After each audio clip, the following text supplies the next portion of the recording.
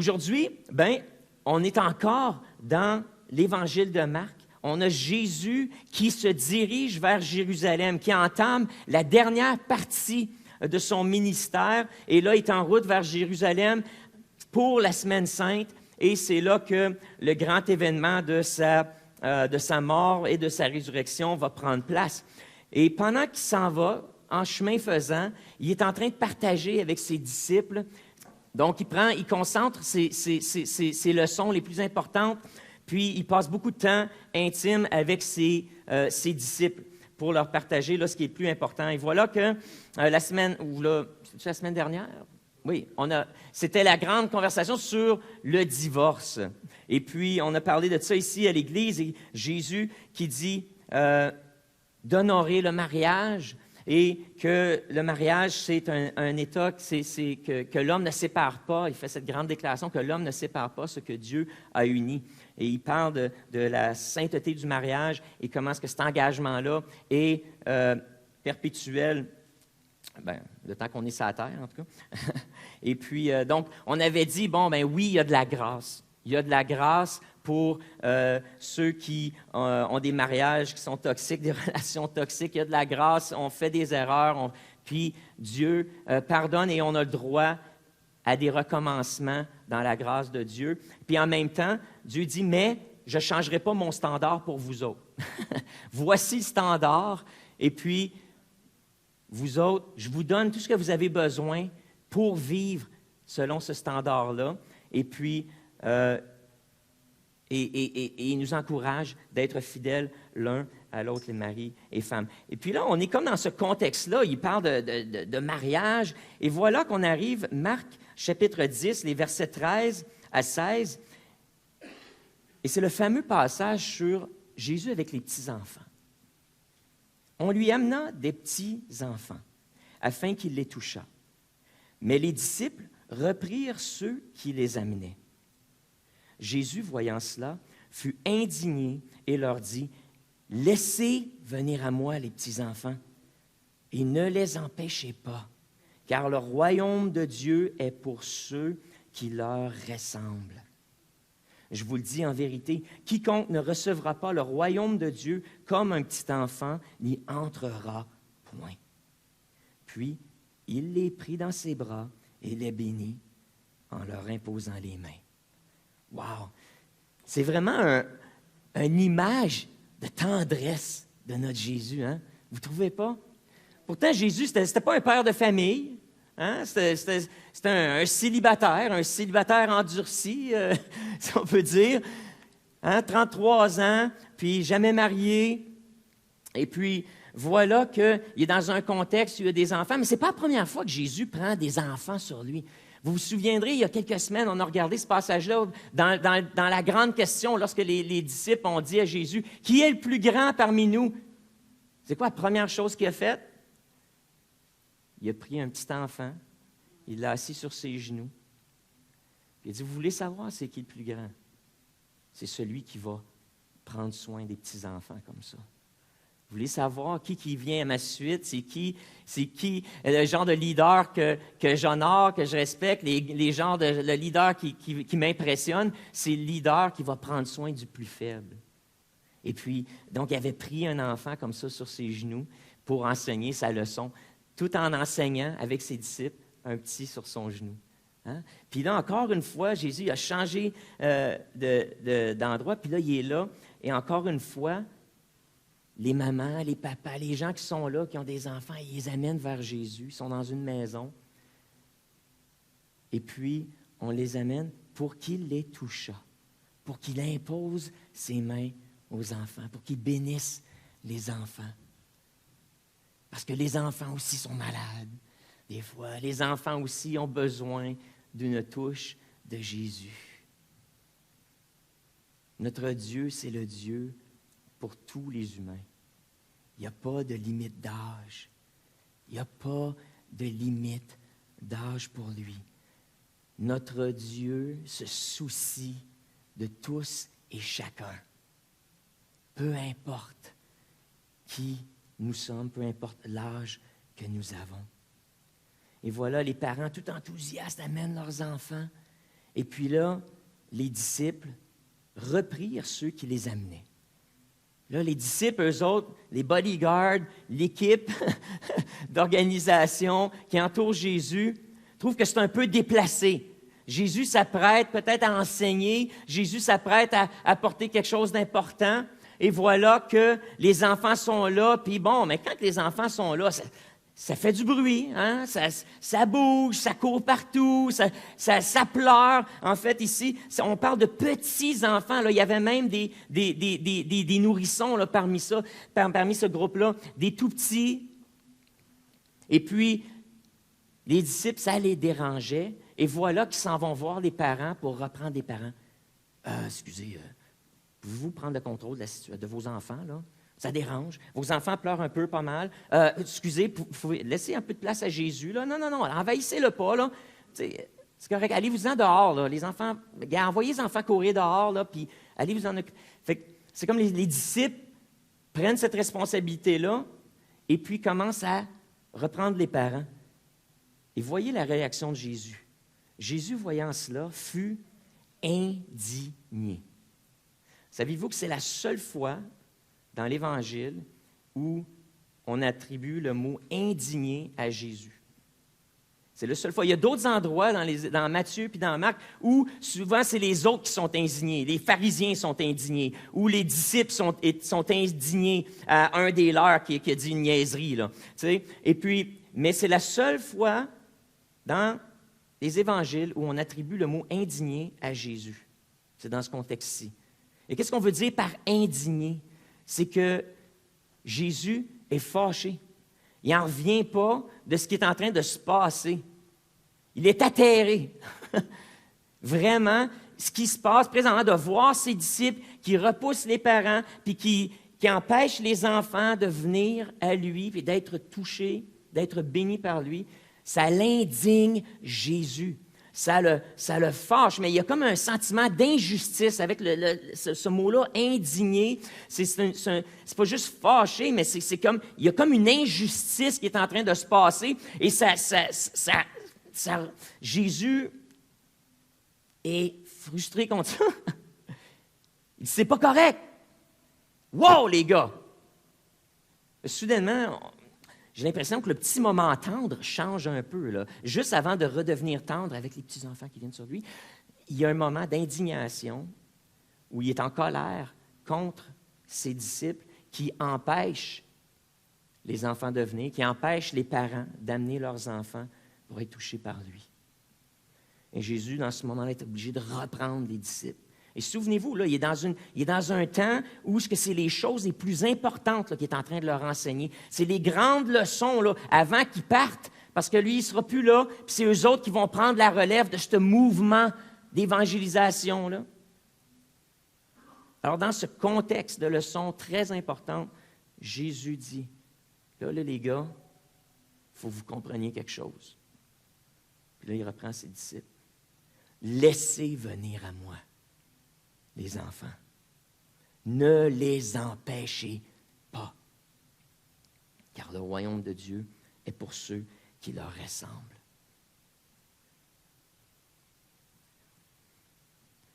Dans ce contexte-là, c'était une réunion dans une maison, réunion maison.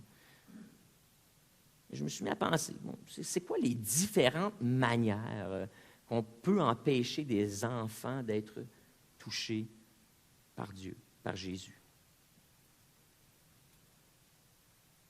Ben, peut-être en les laissant pas rentrer dans le sanctuaire. Ah, mais nous autres, on aime ça ici au Carrefour. Hein? Moi, j'avoue que j'aime ça, louer puis entendre des enfants. J'aime ça quand je prêche, puis on a les réunions familiales, puis les enfants sont là. Moi, ça ne me dérange pas, ça ne me déconcentre pas. Je trouve ça le fun qu'on ait des moments. Hein, vous savez, durant l'été, une fois par mois, on a ce qu'on appelle la réunion familiale. Ben oui, on a des petits cahiers de jeux puis des petites affaires pour les tenir occupés parce que, bon, des fois, ça leur passe un peu au-dessus de la tête, mais j'aime ça quand ils sont là, quand ils sont dans notre présence. Mais vous savez, ça me met au défi, ça, parce que je me dis, bon, ben, dans la réunion familiale, Pascal, tu devrais peut-être être plus intentionnel un peu à t'adresser aux enfants qui sont là. On devrait peut-être intégrer des choses dans notre réunion familiale où on peut s'adresser directement aux enfants. On l'a essayé l'année passée, un petit peu. On faisait les 5 minutes, là, une leçon objet, puis on faisait une petite leçon avec les enfants en avant. On a essayé des petites tentatives comme ça. Mais des fois, ça nous dérange. J'ai eu des commentaires de ça. Bon, il me semble que c'est pas mal enfantin. À un moment donné, on avait intégré les filous en ligne. Vous vous souvenez, les filous en ligne, tout l'été, ceux qui ont regardé les réunions, puis on mettait le filou dans la réunion, au début de la réunion. Bon, j'ai eu des commentaires de ça. Bien là, nous autres, on s'en vient pour écouter une réunion, puis là, on commence avec une affaire d'enfant. Ben oui, pourquoi pas? Ils font partie de l'Église. Hein? Ils font partie, ben oui, ils font partie de notre assemblée. France, elle le sait. Fait là, on l'a changé. On l'a mis 15 minutes avant. Bon, c'est pas la fin du monde, là. Mais, tu sais, des fois, en tant qu'adulte, on veut nos affaires, tu sais. Mais est-ce qu'on fait de la place? Est-ce qu'on fait de la place aux enfants? Est-ce qu'on fait de la place? Parce que Jésus, lui, de toute évidence, semblait en faire. Puis en fait, lorsqu'il y avait des enfants qui étaient là, puis qu'on les empêchait de venir, ils venaient indignés. C'est l'affaire qui l'indignait. Il y a des affaires qui le gossaient, mais il y a des affaires qui l'indignaient. Il y a des affaires qui l'achalaient avec ses disciples, mais il y a des affaires qui le mettaient en colère. Puis ça l'est. Que tous n'aient pas une chance égale. Puis qu'on fasse des catégories. Ne les empêchez pas, car le royaume de Dieu est pour ceux qui leur ressemblent. Il faut faire de la place aux enfants. Vous savez, présentement, avec la COVID, on a pris un coup dur au niveau de l'éducation chrétienne. Bon, c'est sûr que on n'a pas des enfants tous les jours. Aujourd'hui, on en a 5 enfants qui étaient là aujourd'hui. Puis ils sont allés au parc avec le professeur d'école du dimanche. Je les ai emmenés au parc, puis il va faire sa leçon au parc avec eux autres. Ça, c'est le fun. Mais de toute évidence, on n'avait pas beaucoup. Pourtant, on a beaucoup d'enfants dans notre assemblée. Et puis, on a eu un coup dur où on a perdu beaucoup de moniteurs dans notre équipe cette année. Puis là, on se prépare pour la rentrée. On se prépare là, pour aller en zone bleue, Dieu voulant, à la fin de l'été. Puis, les choses reprennent. Mais on a vraiment besoin des gens qui ont le cœur de Jésus pour s'impliquer avec notre équipe, pour faire de la place aux enfants, leur faire une place et puis leur apporter l'Évangile d'une façon qui vont les toucher. Alors, c'est vraiment ce qu'on est en train de chercher présentement avec Nadine, c'est vraiment de refaire notre équipe. Vous savez, ça a été super dur de faire des activités en ligne pour les enfants cet été, puis durant la COVID. On a présenté Filou, mais on voulait faire tellement plus, mais on n'avait pas de monde. On n'avait personne qui se portait volontaire pour ça. On aurait aimé ça. On a essayé quelques fois après les réunions. Des fois, on faisait des petites rencontres, on animait un peu, puis avec un Zoom, en vidéoconférence avec les enfants, puis avec les familles. On jasait un peu, puis après ça, on faisait avec Filou, on avait le petit Filou. On l'a fait un petit peu, mais c'était Caroline puis moi qui s'en occupaient. On a eu de la misère à trouver des gens qui disent les enfants aussi méritent quelque chose de qualité, puis méritent un message qu'ils vont pouvoir comprendre puis les toucher. Fait qu'on a présenté juste des vidéos qu'on se fait envoyer par les assemblées de Pentecôte. J'aurais aimé ça qu'on fasse des choses maison, un bon repas maison là, pour nos enfants. Mais on a besoin des gens qui ont le cœur de Jésus pour ça. C'est sûr que c'est le fun d'être ici, puis être en bas avec les enfants, l'éducation chrétienne. On manque le message en haut, on manque la prédication. Des fois, un peu de la louange. Il faut se préparer durant la semaine pour apporter un message. Puis des fois, c'est autant d'ouvrages prêcher à des enfants qu'à des adultes. Je ne vous mentirai pas. Moi, là, honnêtement, je suis plus nerveux de travailler avec les enfants puis les ados qu'avec les adultes. Ben oui, bonne question. Bonne question. Parce que j'étais à l'aise. J'étais à l'aise avec vous autres. J'étais à l'aise avec vous. Mais avec les enfants, il faut que je change mes mots. Il faut que je prenne des mots simples. Là, il faut que je prenne des gros concepts. Puis là, je rende ça simple. Puis des fois, c'est plus facile d'utiliser mes grands mots parce que ça fait partie de mon langage, parce que je suis habitué de prêcher, que d'essayer de simplifier les choses pour qu'un enfant puisse le comprendre. Puis ça me rend nerveux. Puis des fois, je me dis, mais s'il ne m'écoute pas, moi, je sais que le dimanche, quand je me pointe en haut avec mon super micro tête comme ça, que j'ai une audience, puis ils m'écoutent, puis ils sont fins. Puis même si je ne suis pas super bon, même si je suis plate, ils vont m'écouter poliment. Mais avec les enfants, si t'es plate, là, tu le sais tout de suite. C'est comme... tu sais, parce que là, ça se met à sauter, c'est bancs, puis ça se met à parler. Puis, si t'es poche, là, tu le sais. Ça pardonne pas. Ça pardonne pas. Avec les ados aussi, c'est comme le non-verbal est très clair. Il est très clair. Vous autres, vous êtes fins. Vous avez appris là, à être fin, puis être poli, fait que vous m'en dites, et peu importe. Mais c'est pour ça que je suis nerveux. Davantage avec les enfants, puis les pré-ados, puis les ados. Et puis, mais c'est ça, on cherche des gens qui ont le cœur de Jésus, puis qui vont dire, oui, les enfants au carrefour, ils ont une place. Les enfants, on a besoin d'eux. Mais on aime ça quand même, on a des ados. Là. On a fait un party chez nous cette semaine. On peut-tu vous montrer la petite vidéo? But you know what's up, and you know that ain't gon' solve nothing. I mean, Lord forbid, I might follow something, and I'm all another, cause all I need is you to hold me down like bitch strapped to the psych ward. It's killing me, but you still with me when I fight hard. And you digging me when I'm egging you. Deal with me when my car's pulled. Could've dealt with me, but you fell for me before I fell for you. Keep me on that right path and the right math. Is you plus nothing's everything, you my everything, sing. You ain't gotta question my allegiance, cause the way you love me, I could never leave. I need you. On a eu du fun avec les pré-ados. Ça, c'est nos pré-ados. Ça, c'est toute la gang là, qui est en train de transitionner entre l'éducation chrétienne, là, puis le primaire, puis là, qui s'en vont au secondaire. Il y en a une couple là-dedans, ils s'en vont au secondaire là, cette année, secondaire 1. Tu sais. Et puis, c'est vraiment une saison excitante. Puis on a là, une cuvée là, de préadolescents là, à l'Église, là, puis ils sont pleins d'énergie, ils sont pleins de vie. Et puis, c'est vraiment l'occasion, là, présentement, d'investir en eux puis de les aider à faire cette transition-là vers la jeunesse.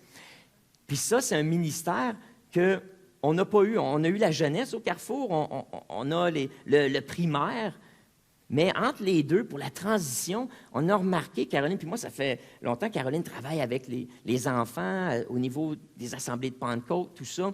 Et puis, cette période d'âge-là où on transitionne entre le primaire, le secondaire, où notre corps change, puis là, wow, la puberté embarque, puis c'est vraiment, c'est un âge le fun. Moi, j'aime ça regarder les enfants devenir des adolescents. Moi, c'est comme le meilleur show en ville.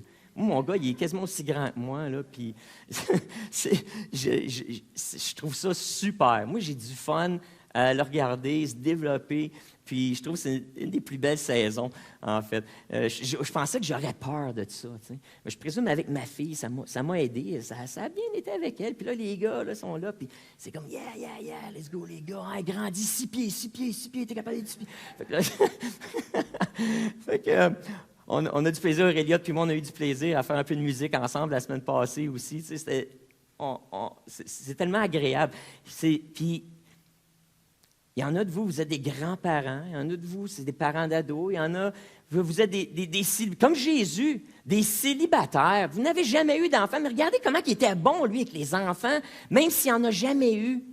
Puis, je veux vous dire qu'il y a de la place pour vous.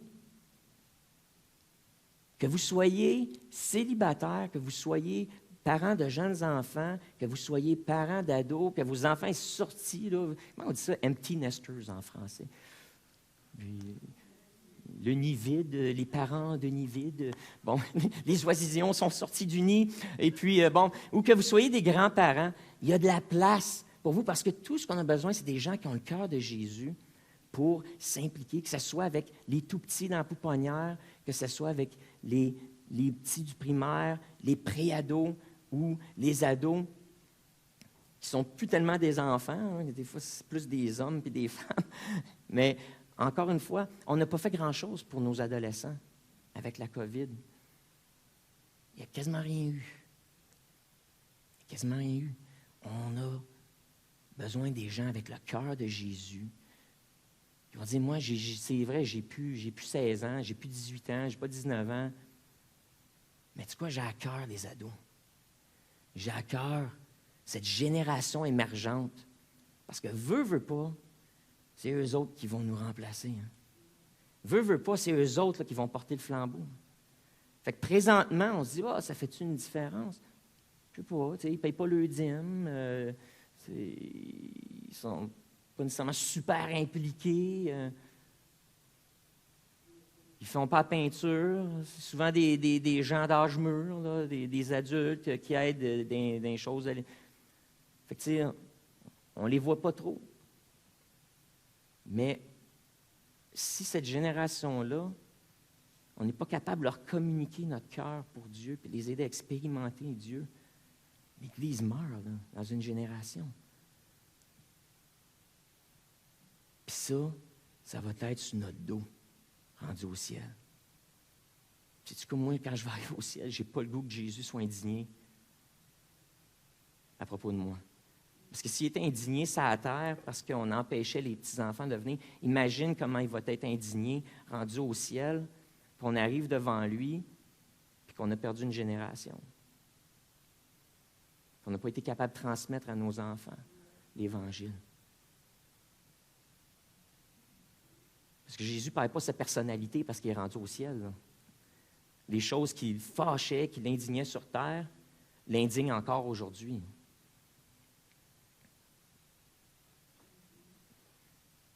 Est-ce qu'on fait de la place?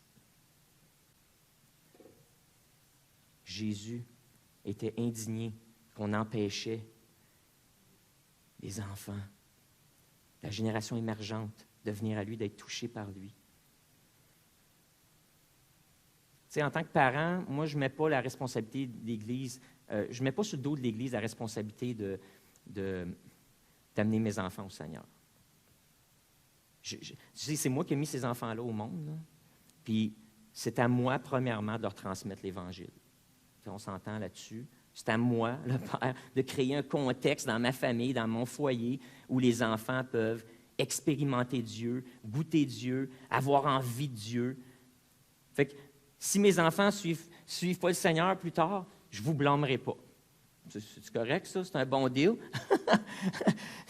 Parce que c'est ma responsabilité. Mais tu sais quoi? Des fois, c'est le fun d'avoir d'autres voix qui parlent à nos enfants.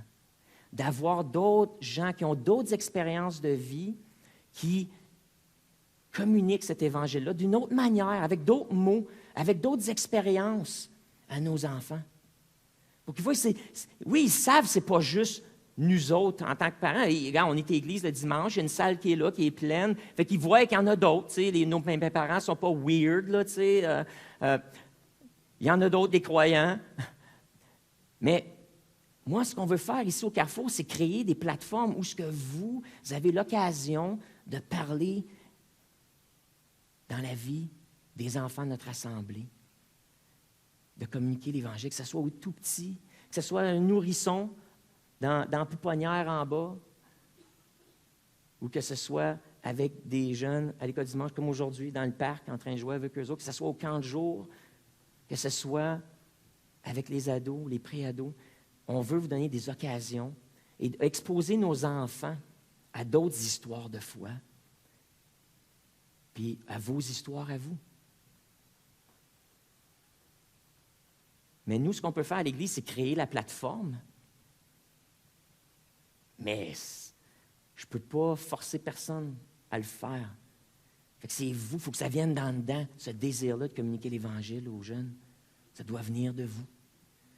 Fait que nous, on met sur pied un camp de jour cette année, puis le but, c'est qu'on le répète à chaque année, cette expérience-là. Que ça devienne une tradition. ici au Carrefour, quelque chose qu'on fait, de l'évangélisation qu'on fait, mais spécifiquement pour les enfants.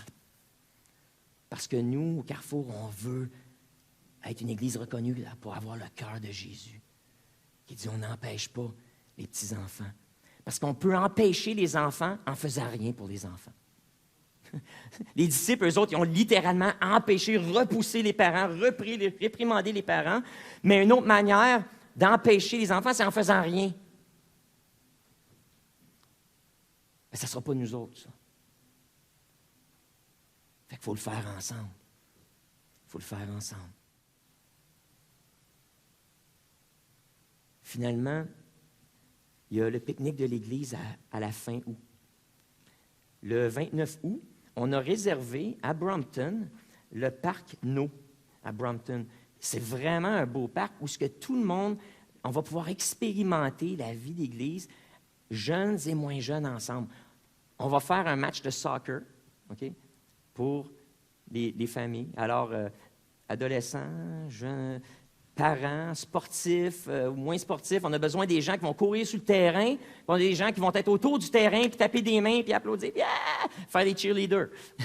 On va avoir un gros match de soccer le 29, ça va être le fun, mais il y a un parc qui est là aussi pour les tout-petits, avec les petits jeux que les parents peuvent regarder. On va avoir un pique-nique où les enfants vont courir autour, ça va faire du bruit, ça va être tellement le fun. Il va y avoir toutes sortes d'activités. Il y a une piste de rollerblade ou de vélo autour du terrain de soccer. Il y a toutes sortes d'activités qui sont là. Puis, c'est l'occasion, encore une fois, de célébrer l'Église ensemble. Puis ça va être le 29, après l'Église. Le 29, c'est un dimanche. Après l'Église, là, vers... nous autres, on a réservé toute l'après-midi au parc. On a même le gazebo. S'il ne fait pas beau, on va pouvoir être en dessous du gazebo. Alors, puis ça va être ouvert à tout le monde. Qu'on ait des enfants ou pas, célibataires, grands-parents, personnes âgées, chaises roulantes. Hey, amenez tout. Celle-là, c'est vraiment toute l'Église ensemble pour faire la communion fraternelle, puis juste profiter les uns des autres, parce que ça fait longtemps qu'on ne s'est pas vus. Mais ça va être familial. Il va y avoir du bruit. Donc, si, en tant que personne âgée, on n'aime pas trop ça, le bruit, bien, amenez des petits bouchons, je ne sais pas. Mais il va y avoir de la vie. Je vous le dis, mais je veux que vous soyez là. Tout le monde. Parce qu'on fait toute partie de la même famille. Puis on se fait de la place. Puis il va y avoir un petit coin où les personnes juste qui veulent jaser, bien tranquilles, vont pouvoir jaser, tu sais. Puis ceux qui veulent sauter, courir, vont pouvoir sauter, courir. Mais on va le vivre ensemble. Donc ça, c'est le 29.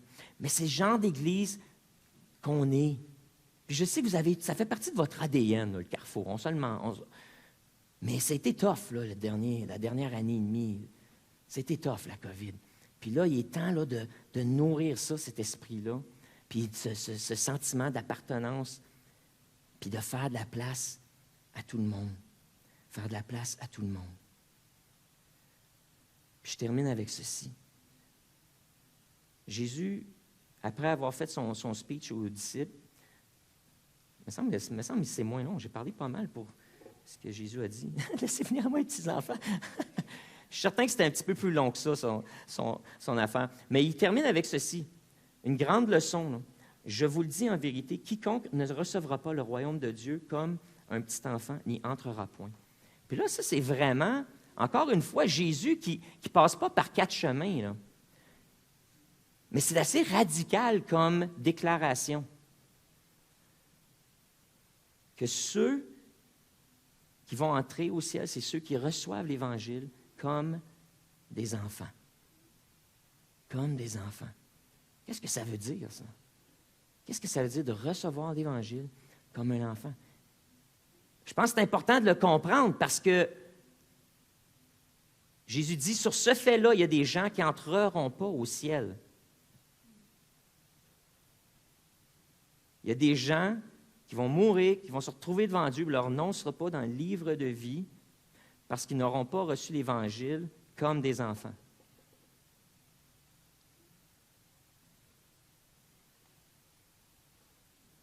Je pense que cette idée-là, c'est que à cette époque-là, Jésus s'adressait souvent, c'était à des pharisiens qui avaient le contrôle un peu de du religieux, de la culture religieuse de l'époque, des rites, des traditions. Les enfants, effectivement, étaient mis à l'écart. C'était toujours adressé aux adultes. C'était toujours avec des grands mots, des beaux mots. C'était presque pour une classe supérieure. Puis Jésus dit, non, l'Évangile, là, c'est simple. Puis on doit le recevoir simplement comme des enfants. On doit simplement y croire. Comme un enfant croit ce que son parent lui dit. Hein? Pourquoi c'est si facile de faire croire aux enfants le Père Noël, puis le lapin de Pâques, puis toutes ces affaires-là? Hein? Les enfants croient ce que les adultes leur disent. Tout simplement, si papa, maman l'a dit, j'y crois. C'est aussi simple que ça.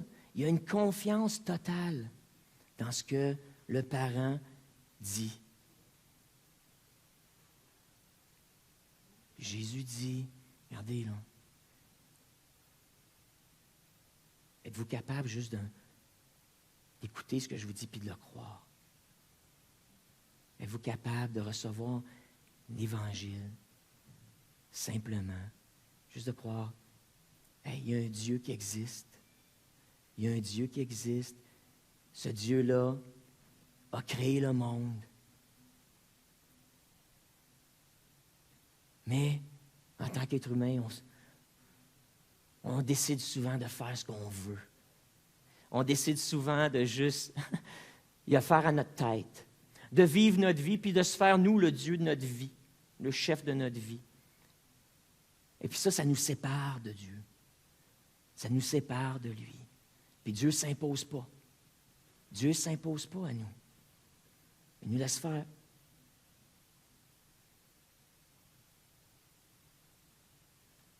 Mais il nous dit, quand tu seras prêt,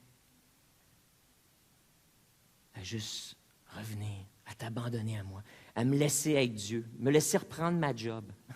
Hein? Quand tu n'auras assez, quand tu auras assez souffert, quand tu auras fait assez de bévues, quand tu auras fait assez de gaffes, puis que là, tu vas être assez désespéré, puis que là, tu vas dire, finalement, je ne suis pas Dieu, finalement, je n'ai pas le contrôle comme je pensais que je l'avais, puis tu es prête à me laisser reprendre le contrôle, bien, je vais le prendre. Tout ce que tu as à faire, c'est de demander pardon, t'avoir pris pour un autre, t'avoir pris pour Dieu. Elle demande pardon. Donne-moi ta vie, là, puis je vais prendre soin de toi. Je vais t'aider, là. Je vais t'aider à avancer. Je vais t'aider à avoir du succès dans tes entreprises. Je vais t'aider à trouver la vie. Je vais t'aider en te donnant mon esprit. Je vais t'aider, je vais répondre à tes questions. Je vais te donner le fruit de l'esprit qui, lui, va t'aider à travailler ton caractère. Je vais changer ta manière de penser. Puis je vais t'aider. Tu n'es pas tout seul. Tu n'es pas tout seul. Mais il faut que tu te soumettes. Il faut que tu te soumettes. Puis si on est prêt à faire ça, dire, Seigneur Dieu, je me soumets à toi. C'est juste ça qu'il veut, là, ici. Vous devez recevoir l'Évangile comme un enfant. Puis je sais, oui, papa. Oui, papa. Il apprend ma vie. Oui, je te laisse être Dieu. Je vais arrêter de me prendre pour Dieu. Je te laisse le contrôle, là. Qu'est-ce que tu t'attends, moi? Qu'est-ce que tu veux que je fasse? Je vais le faire. Je vais le faire. C'est simple de même. C'est simple comme ça. Fait que, des fois, on a des grosses questions, puis on veut comprendre toutes les choses. Je ne sais pas aujourd'hui qui est là parmi nous. Il y en a de vous autres, je vous connais. Il y en a d'autres que je vous connais moins, puis d'autres que je ne connais pas ce matin. Alors, je ne sais pas où vous êtes avec Dieu. C'est quoi votre relation avec Dieu? Est-ce qu'il y a même une relation avec Dieu? Mais je veux vous dire aujourd'hui que c'est simple. Puis tout ce que vous avez à faire, c'est venir à lui comme un enfant. Puis oui, vous avez des grandes questions, puis vos questions sont importantes. Peut-être des grandes interrogations. Peut-être qu'il y a des choses que vous ne comprenez pas. Il y a peut-être des expériences que vous avez eues par rapport à la foi ou par rapport à la religion qui vous causent un peu des appréhensions. C'est correct, ça aussi. Puis Dieu veut répondre à ces questions-là. Dieu veut apporter des solutions à vos dilemmes. Mais le premier pas, c'est à vous de le faire. De dire, bon, mais, OK, je vais venir à toi, Dieu, comme un enfant. Viens à ses parents, puis je vais croire que tu es là, puis, OK, dis-moi maintenant qu'est-ce qu'il faut que je fasse. C'est quand on vient comme un enfant, on ne vient pas avec nos plans, nos projets, on ne vient pas pour dire à Dieu comment il doit agir, mais on vient, puis on se soumet. Puis ça, quand on rouvre la porte comme ça, mais là, il fait comme Jésus. Hein? Quelle belle image. Parce que ça, c'est le cœur de Dieu. Ça, il veut te prendre sur ses genoux. Il veut prendre soin de toi, s'assurer que tu vas bien. Puis après ça, là, il va te montrer la prochaine étape dans ta vie. Mais viens comme un enfant. Viens comme un enfant. Puis qu'est-ce qu'il a fait? Il a pris les enfants puis il les a bénis. Il les a bénis.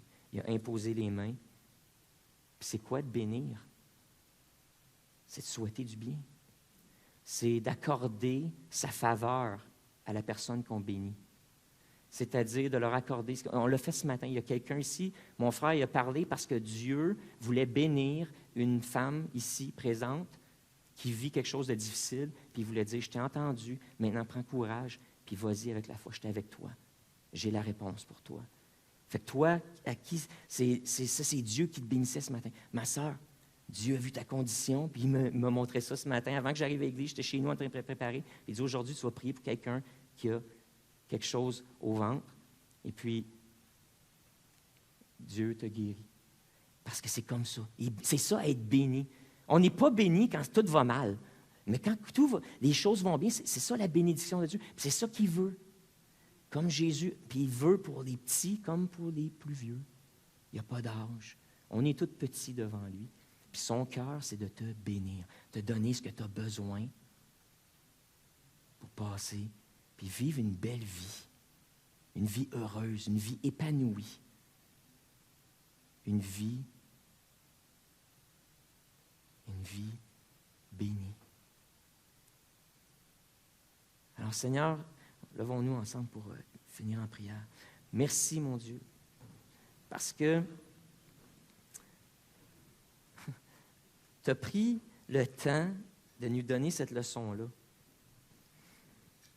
Que le royaume de Dieu est pour ceux qui sont comme des enfants. Et puis aujourd'hui,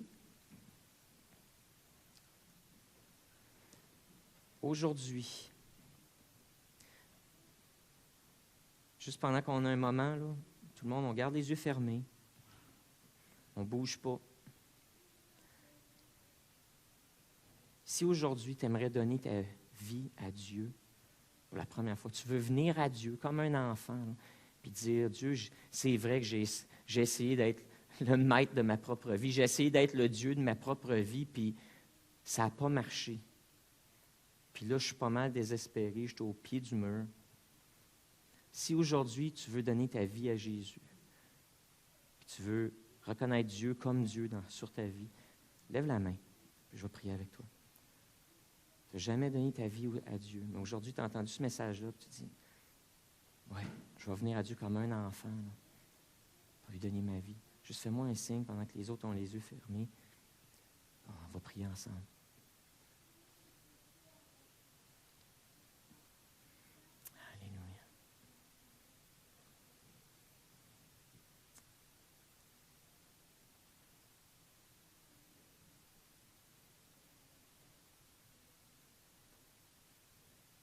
Ensuite de ça, merci, mon Dieu, parce que ton désir, c'est de bénir tes enfants. Tu souhaites du bien à tes enfants. On ne comprend pas toutes les épreuves qu'on a à vivre, Seigneur. On ne comprend pas toutes les choses qui se passent. On ne comprend pas pourquoi notre corps est malade, pourquoi nos pensées sont malades, pourquoi nos relations sont dysfonctionnelles, pourquoi on lutte avec toutes sortes de dépendances. Puis Seigneur, mais on tend vers toi. Et on tend vers toi parce que tu as un cœur aimant. Et ton désir, c'est de bénir, c'est d'apporter des solutions, c'est d'apporter la force, c'est d'apporter les vertus qui vont nous aider à passer à travers cette vie et d'en passer à travers de façon victorieuse. Et aujourd'hui, on est là, tes enfants. Puis, On te dit merci parce que tu nous touches maintenant. Chacun de nous, là où on est, tu nous touches. Tu nous touches. Tu nous touches. Tu nous touches. Tu guéris, t'encourages, tu fortifies, t'apportes une solution, t'apportes une réponse, t'apportes une direction. Alors qu'on prend le temps de s'asseoir sur tes genoux, tu nous accueilles. On n'a pas à craindre, mais on est en sûreté avec toi. On est en sûreté avec toi.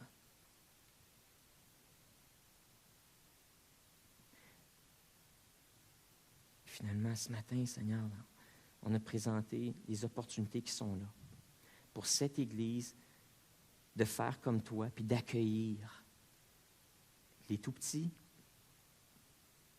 les petits, les moins petits, puis ceux qui sont plus grands maintenant, qui sont encore jeunes, mais qui nous dépassent en stature. Seigneur, des enfants aux adolescents, Seigneur, ils sont là, ils sont parmi nous, on les aime. Et voilà des opportunités qui sont là pour nous, en tant qu'Église, de les prendre dans nos bras, de les accueillir et de les bénir, de les toucher, de les bénir. Alors ce matin, mon Dieu, place dans nos cœurs, chacun de nous, montre-nous comment on peut avoir ton cœur maintenant, avec ces opportunités qui ont été présentées. Il va en avoir d'autres, Seigneur, mais pour l'instant, ça, c'est les opportunités qui sont devant nous. C'est des occasions immédiates de prendre le message d'aujourd'hui puis de le mettre en action. Alors, montre-nous, Seigneur. On veut obéir. Alors, dépose en chacun, Seigneur, un fardeau pour un certain groupe de notre Église, un certain groupe d'enfants ou d'adolescents de notre Église.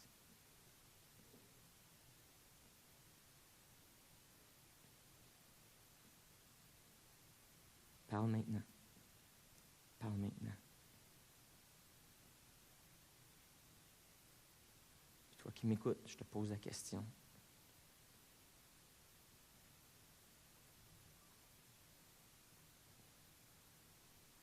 Quelle opportunité tu vas saisir pour toucher un jeune dans les prochaines semaines, parmi celles que j'ai présentées? Ou peut-être le Seigneur te met à cœur une autre chose. Puis ça, c'est correct, on est ouvert aux idées, pourvu qu'on bénisse nos jeunes. Je vous encourage, avant de partir, ceux d'entre vous là, que le Seigneur a mis quelque chose sur votre cœur, allez tout de suite sur vos téléphones, sur l'application Church Center, puis inscrivez-vous ou envoie-moi un message, un email disant « Hey, tu peux compter sur moi pour le party des ados, tu peux compter sur moi pour le carnaval, tu peux compter sur moi pour m'impliquer avec les ados à long terme, tu peux compter sur moi pour m'impliquer avec les préadolescents, avec l'école du dimanche, avec l'éducation chrétienne, en pouponnière. » Aujourd'hui, n'attendez pas, mais saisissez l'occasion, là, puis faites un pas pour être comme Jésus. Afin que lorsqu'on arrive au ciel, qui accueille le carrefour, il va dire « Ah, vous autres, là, hey, vous les avez, mes enfants. Vous avez aimé mes enfants. » Alléluia.